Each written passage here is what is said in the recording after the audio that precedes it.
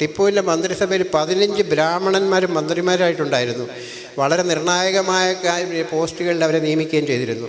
പക്ഷേ അവരിൽ ഭൂരിപക്ഷം പേരും പിൽക്കാലത്തെ ടിപ്പുവിനെ വഞ്ചിക്കാനുണ്ടായത്.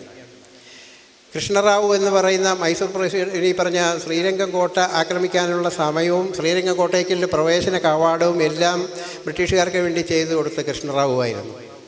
ചതിയനായ കൃഷ്ണറാവു അങ്ങനെ ശ്രീരംഗം കോട്ട പിടിക്കാനുള്ള എല്ലാ സാഹചര്യവും ഒരുക്കി കൊടുത്തു. 3-ാം മൈസൂർ യുദ്ധം ടിപ്പു സുൽത്താൻ പരാജയപ്പെട്ടു.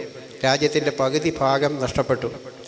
അതുപോലെ 3,30,00,000 പഗോഡ യുദ്ധച്ചെലവിലേക്ക് നഷ്ടപരിഹാരം കൊടുക്കണം. ടിപ്പുവിന് ഒരിക്കലും സാധിക്കില്ല എന്ന് ബ്രിട്ടീഷുകാർക്ക് അത് അറിയാമായിരുന്നു.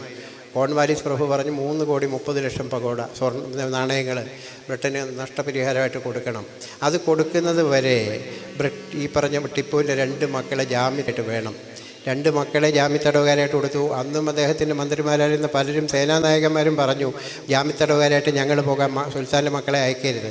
സുൽത്താൻ അന്നും പറഞ്ഞു എൻ്റെ മക്കളുടെ ജീവനും നിങ്ങളുടെ ജീവിതവും എനിക്ക് തുല്യമാണ്, മക്കളെ തന്നെ പോകും. മക്കളുടെ കുലീനത നിറഞ്ഞ പ്രവർത്തനങ്ങളും പെരുമാറ്റവും കണ്ട് കോൺവാലിസ് പ്രഭുവിന് പോലെ അതിശയം തോന്നിയിട്ടുണ്ട്. അത്ര രാജകീയമായി മാന്യമായി മനുഷ്യത്വത്തോടുകൂടി മക്കളെ വളർത്തിക്കൊണ്ടുവരാൻ ടിപ്പുവിന് കഴിഞ്ഞിരുന്നു.